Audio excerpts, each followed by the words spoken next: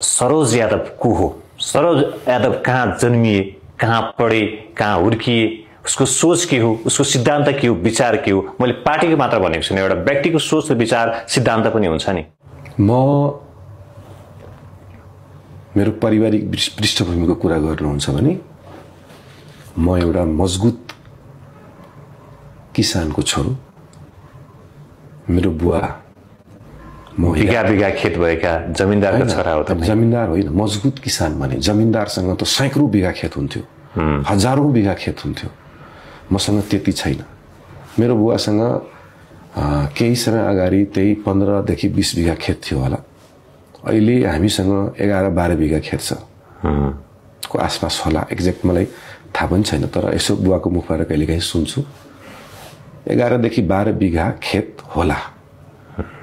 म यादव वंशमा कुलमा जन्मेको मान्छे, क्षत्रिय भन्छ हाम्रो उतातिर, त्यसमा जन्मेको मान्छे, मजबुत फ्यामिली। मेरो बुवाले पनि कुस्ती खेल्नु भएको थियो। म पनि कुस्ती अलि बच्चामा एसएलसी पढ्दाखेरि विद्यालय जीवन बिताउँदाखेरि म पनि कुस्ती खेले हो। अहिले काम आयो। यो कुस्ती त यसलाई यो त अहिले राजनीतिक कुस्ती भयो, फिजिकल हो। त्यो शारीरिक सुदृढीकरण गर्नको, शरीर सुदृढीकरण गर्नको लागि, शारीरिक आकार बनाउनको निम्ति गरे हो त्यो कुस्ती, त्यो खेल्या हो। मेरो बुवा पनि राम्रो तपाईको चाहिने चम्केको कुस्तीबाज हुनुहुन्थ्यो। तपाईले काठमाडौँबाट टियुमा पढ्नुभयो, मास्टर्स गर्नुभयो? यहाँ केन्द्रीय क्याम्पस विश्वविद्यालय क्याम्पस कीर्तिपुरबाट मास्टर गरे हो। कुन विषयमा गर्नुभयो? एजुकेसन मा मास्टर गरेको छु। त्यसपछि म एलएलबी गरेँ नेपाल ल क्याम्पसबाट। त्यसपछि मलाई चाइनिज गभर्नमेन्टको स्कलरसिपमा म मास्टर पढ्न चाइनाको चच्याङ प्रोभिन्स राज्यको चच्याङ युनिभर्सिटीबाट म मास्टर गरे हो, डबल मास्टर गरे हो। म थोरै कानुनको पनि ज्ञान छ, आफ्नो विषयवस्तुको ज्ञानमा म। तपाईँ भारतीय सीमामा जन्मनु भए पनि चाइनासँग तपाईँको राम्रो सम्बन्ध रहेछ हैन? चाइनामा अध्ययन गरे हो। मेरो त्यहाँको त्यो बेलाको थेसिसको गाइड प्रोफेसर हाई छु तोङ भन्ने हुनुहुन्थ्यो। त्यो अहिले एमसीएसको पहिला डिप्युटी डाइरेक्टर हुनुहुन्थ्यो, अहिले डाइरेक्टर हुनुहुन्छ। अहिले पनि कहिलेकाहीँ मेरो उहाँसँग कुराकानी हुन्छ मेलमा, हैन? त्यो हो। तर त्यहाँको मलाई राजनीतिक नेतृत्वसँग मेरो सम्बन्ध छैन। एकाडेमिकली मेरो सम्बन्ध हो। मैले सुनेको तपाईले बोलाउँदाखेरि चिनिया राजदूत तपाईको गाउँमा आउनुभयो, सुरक्षाकर्मी बिना उहाँ गाउँमा आउनुभयो, तपाईहरु गाउँ घुम्दै हुनुहुन्थ्यो। मैले बोलाएको होइन। सर्लाहीको बरातवा नगरपालिकाको एउटा विद्यालयमा उहाँको एउटा कार्यक्रम थियो र त्यसमा तपाईको चिफ गेस्ट तपाईको तत्कालीन चिफ मिनिस्टर हुनुहुन्थ्यो। चिफ मिनिस्टरले मलाई फोन गरेर, मुख्यमन्त्रीज्यूले मलाई फोन गरेर म काठमाडौँमा छु, तपाई त्यो कार्यक्रममा सहभागी भइदिनुस् भन्दा मुख्यमन्त्रीको आग्रहमा, तत्कालीन मुख्यमन्त्रीज्यूको आग्रहमा त्यो कार्यक्रममा म गएको। मेरो सम्बन्ध त भारतीय राजदूतसँग पनि छ नि। भारतीय राजदूत, भारतीय महामहिमले जनकपुर तपाईको चाहिँ नि सीताचरण होटलमा अब कुनै काम विशेष प्रयोजनको निम्ति पुग्दा मलाई फोन आएको थियो, महामहिमजी तपाईसँग चिया खान चाहनु भएको छ, तपाई आउनुस् भन्दाखेरि म गएको हो। त्यहाँको संवादको थोरै अंश तपाईले भन्दाखेरि झन् तपाईको अन्तरङ्ग हुन्छ। म यस्तो मान्छे हो, म यस्तो व्यक्ति हो। म त्यो बेलामा मन्त्री थिएँ। म यस्तो मन्त्री भएँ, म भारतीय महामहिमज्यूलाई के भने ल बोलिए, हमको, मलाई भन्नुभयो बोलिए क्या खबर है, क्या क्या करना पड़ेगा हमको भनेर मलाई भन्नुभयो। मैले भने म त आफैले मन्त्री छु, गर्न त विकास निर्माणको काम त म आफै गरिहाल्छु, सरकारमा छु, नेकपा एमाले राम्रो पोजिसनमा छ। मैले तपाईलाई एक दुईवटा सुझाव दिन चाहन्छु भनेर मैले भारतीय महामहिमलाई भने। के भने तपाई अहिले महामहिम हो, तपाईले नेपालमा को जनताको तपाईको मनोविज्ञान कस्तो छ भन्ने चीज आफ्नो नेतृत्वलाई भन्ने हो, बुझाउने हो। विगत केही लामो समयदेखि नेपालको जनता वा नेपालको पोलिटिकल लिडर नेपालको पोलिटिकल पार्टिजहरूको बारेमा गलत इन्फर्मेसन मिसगाइड तपाईँको नेतृत्वलाई गरेका छ भनेर भने मैले। नेपालको राजनीतिको बारेमा काठमाडौँबाट दिल्लीमा पठाउने सूचनाहरू सही छैनन्। सही छैन त्यो भने। त्यसो कारणले गर्दा यहाँको जनताप्रति यहाँको जनताहरूमा भारतप्रतिको अविश्वास र आक्रोश अलि बढी छ। त्यसो कारणले गर्दा यो सूचनाहरू भारतका प्रधानमन्त्री मित्र राष्ट्रका प्रधानमन्त्रीहरूलाई सूचना दिँदाखेरि सत्य सूचना जान्नु पर्यो। अनि उहाँले भन्नुभयो मलाई के त्यस्तो हो भन्दाखेरि अब नेतृत्वले चाहन्छ चाहँदैन गर्छ गर्दैन आफ्नो ठाउँको विषय हो, तर हामीले प्रत्यक्ष के देखेका छु भने पारीको सहयोग भारतको सहयोगमा नेपालमा पोलिटिकल पार्टिजका नेता लिडरहरूलाई चुनावमा जिताउने हराउने काममा तपाईँको भूमिका निर्वाह हुन्छ। मधेसमा त्यस्तो हुन्छ? मधेसमा त्यस्तो भएको हो।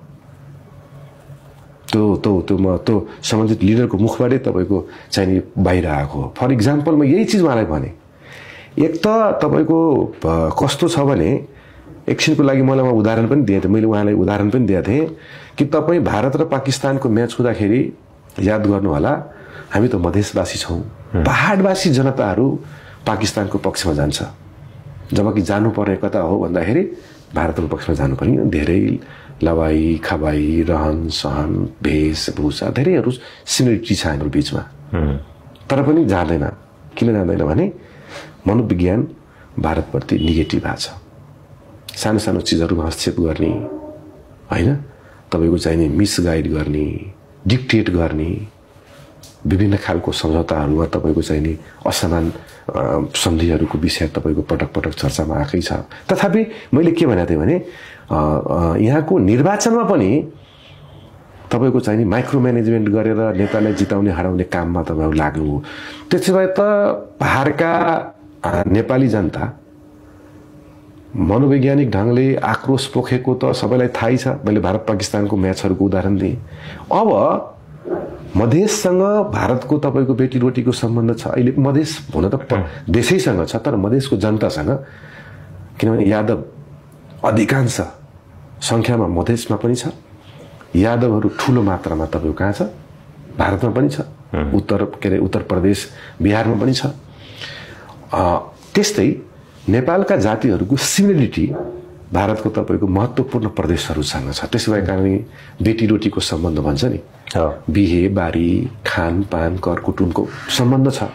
तर मैले उदाहरण दिएको थिएँ, उपेन्द्र यादव चुनाव लड्नुभयो 70बाट। त्यो बेलामा हामीसँग गठबन्धन थियो, जसपासँग नेकपा एमालेको अन्तिम अवस्थामा आएर गठबन्धन भयो। म तपाईँलाई तितो सत्य भन्छु, यही चिज मैले महामहिमजीलाई भनेको थिएँ, तपाईँको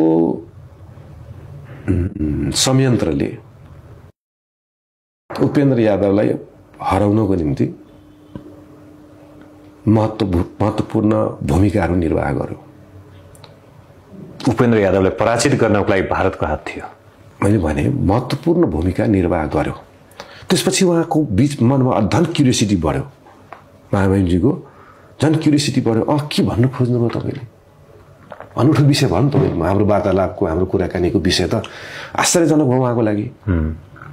त्यसपछि मैले भने मेरै महोत्तरीको निर्वाचन क्षेत्र नम्बर 3मा त्यहाँका उम्मेदवारले हाम्रो पार्टीको आन्तरिक बैठकहरूमा, त्यहाँको अहिलेको एकजना स्वतन्त्र उम्मेदवार अहिले हाम्रो पार्टीमा आउनुभयो, उहाँले हाम्रो पार्टीको आन्तरिक बैठकहरूमा भारतको अनगिन्ती आर्थिक सहयोगहरू आउने, भारू पैसा नै तपाईँको चाहिने भारतीय पैसा नै चुनावको बेलामा वितरण हुने,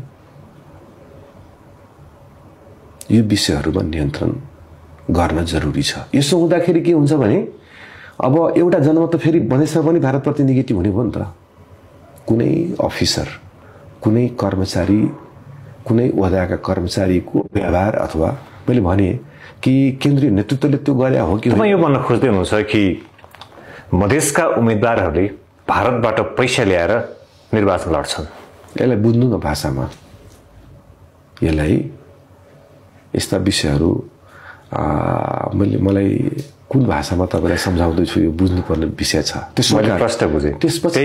त्यसपछि हजुरले के बुझ्नु पर्यो भने त्यसपछि उहाँले मलाई भन्नुभयो अब बोलिए त और किस नेता को हम लोगों ने हराया है।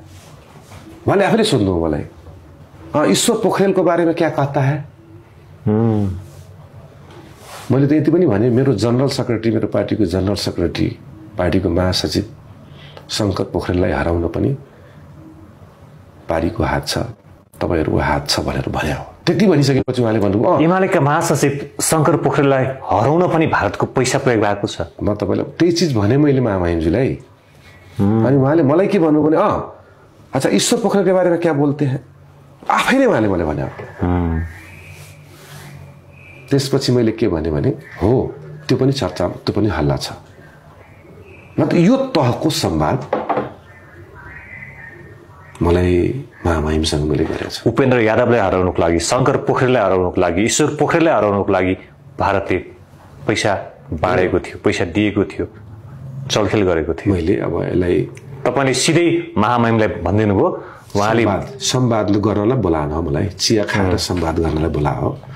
त म एउटा नेपालको पोलिटिक्समा म आफ्नो प्रदेशमा तपाईको चाहिँ नि एउटा क्रियाशील मान्छे, नेकपा एमालेको केन्द्रीय कमिटीको सदस्य, मेरो उत्तरदायित्व बन्छ म त्यस्तो कूटनीतिज्ञहरूसँग, त्यो तहमा बसेको कूटनीतिज्ञहरूसँग संवाद गर्दाखेरि व्यक्तिगत लाभ भन्दा पनि दुई देशको सम्बन्ध कसरी प्रगाढ हुन्छ, प्रगाढ बनाउनको निम्ति नेपालको तर्फबाट यदि त्रुटि छ भने, त्रुटि हुँदैछ भने, त्रुटि भएको छ भने त्यसलाई पनि सच्याउनु पर्यो।